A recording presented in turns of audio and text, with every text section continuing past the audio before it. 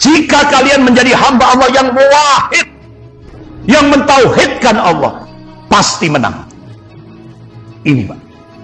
Jadi kita tidak boleh pesimis. Semakin Islam ini dipreser, semakin umat Islam di Indonesia ditekan, sunatullahnya Pak, bangkit. Itu sunatullah yang mereka tidak tahu. Semakin umat Islam ditekan, semakin umat Islam dipreser, sunatullahnya akan bangkit, akan semakin solid. Itu yang tidak diketahui oleh orang-orang kafir dan orang-orang munafik. Itulah bagaimana pakar-pakar riset, pakar-pakar sejarah, bagaimana lembaga riset dunia tentang masa depan Islam. Insya Allah, apa yang dikabarkan oleh Allah, Islam akan kembali memimpin dunia. Itu sebuah kepastian. Tinggal tunggu tanggal mainnya.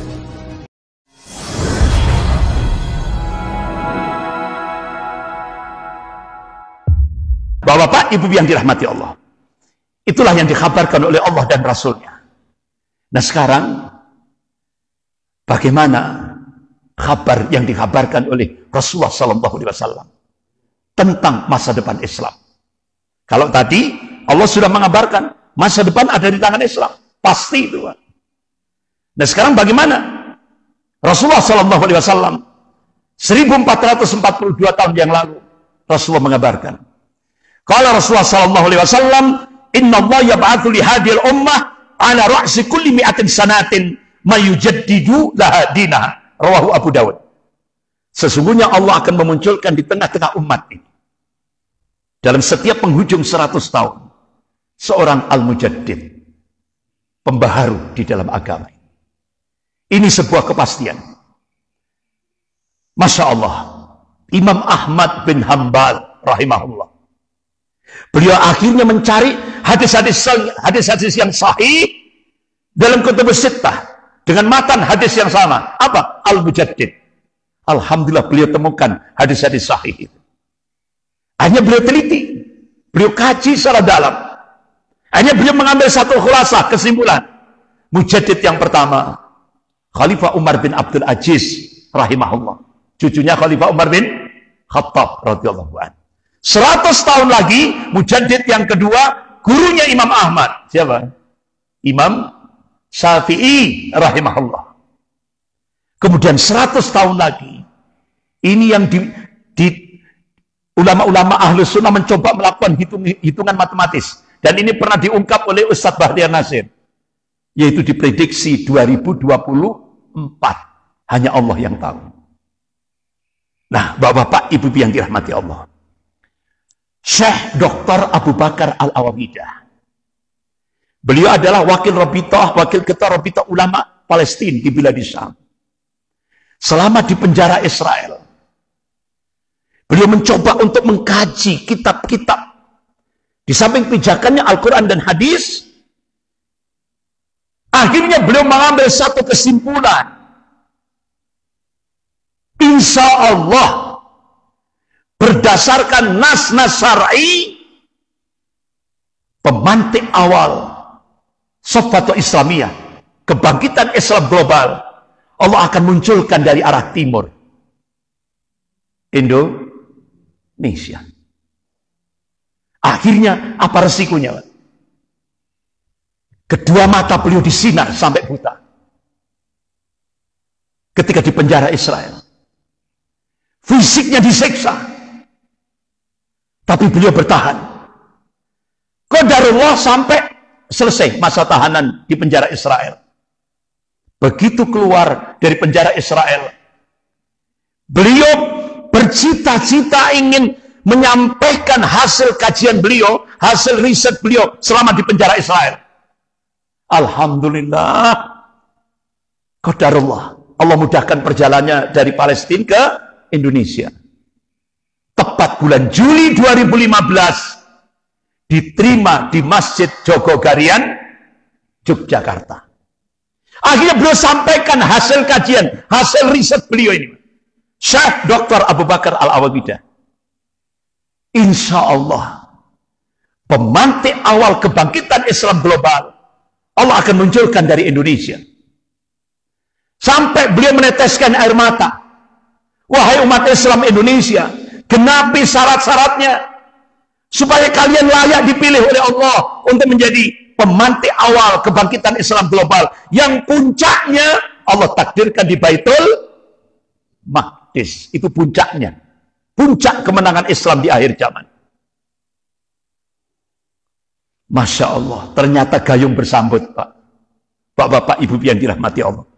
Ada istimewa ulama seluruh dunia Islam. Ulama-ulama semuanya berdoa. Ya Allah, ini harapan ulama seluruh dunia. Semoga kebangkitan Islam berawal dari Indonesia. Dan semoga dari Indonesia itu diawali dari Masjid Al-Waqar. Allahu Akbar.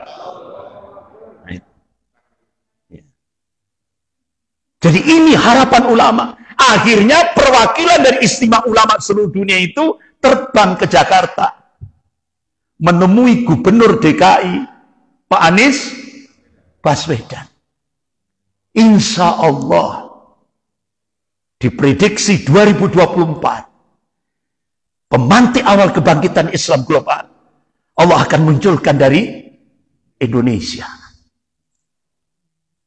Ini motivasi, Pak. Ini spirit.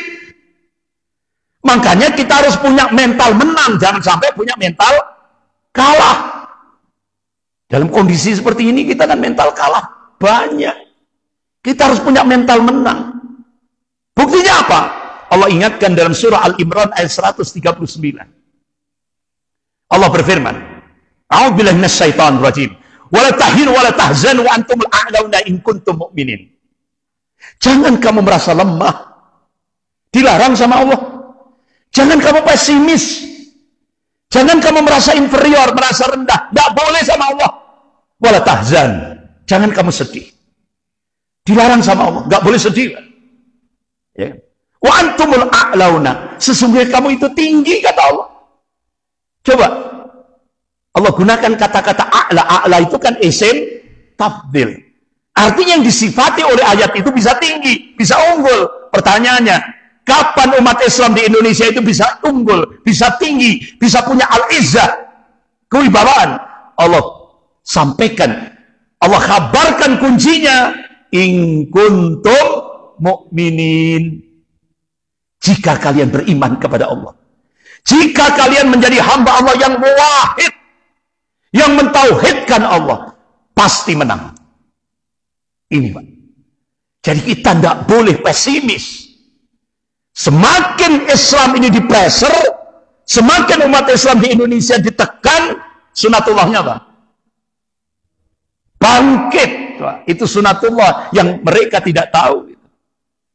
Semakin umat Islam ditekan, semakin umat Islam dipreser, sunatullahnya akan bangkit, akan semakin solid. Itu yang tidak diketahui oleh orang-orang kafir dan orang-orang munafik. Bapak-bapak, ibu-ibu yang dirahmati Allah. National Intelligence Council, Dewan Intelijen Nasional, yang dipimpin oleh Amerika, beranggotakan 15 negara, melakukan riset. Dan akhirnya hasil risetnya dipublikasikan di media internasional. Start 2020 akan terjadi kebangkitan Islam global. Akan muncul sebuah pemerintahan Islam yang mampu memberi tantangan pada norma-norma dan nilai-nilai barat. Ini harian USA Today. Tanggal 13 edisi 13 Februari 2005 sempat dimuat di Kompas. Tanggal 16 Februari 2005. Jadi, mereka melakukan riset dan menyampaikan hasil risetnya. Start 2020 akan muncul sebuah pemerintahan Islam yang mampu memberi tantangan pada norma-norma dan nilai-nilai barat. Kira-kira terjadi betul enggak? Allahu Akbar. Tepat 24 Juli 2020.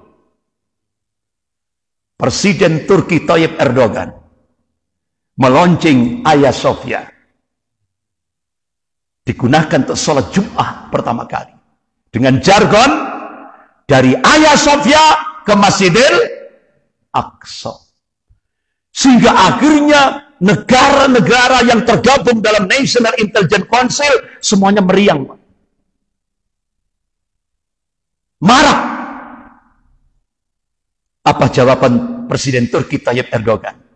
Turki bukan Turki yang dulu. Turki sekarang beda. Ini. Akhirnya tidak sekedar jargon. Pasca di launching Hagia Sophia digunakan untuk sholat Jum'ah pertama kali.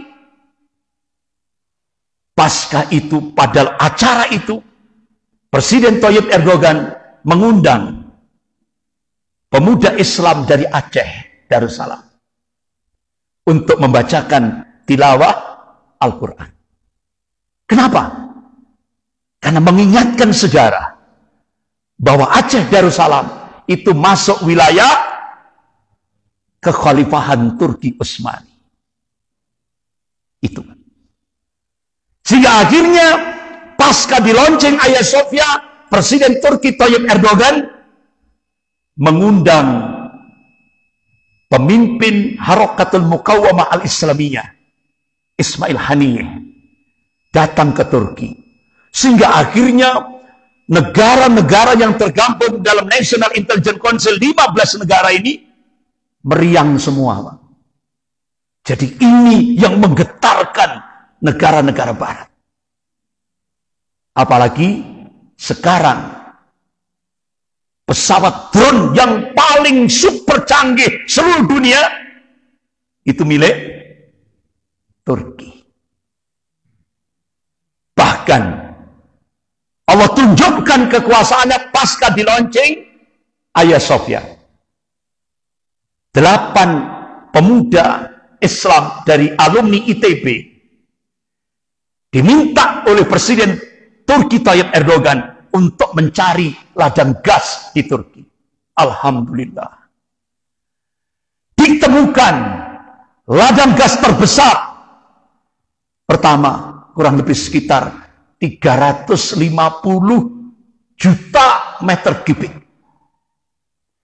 Yang sebelahnya 800 juta meter kubik. Sehingga akhirnya setelah ditemukan oleh 8 pemuda alumni ITB, Turki sudah stop impor gas dari Rusia dan beberapa negara yang lain.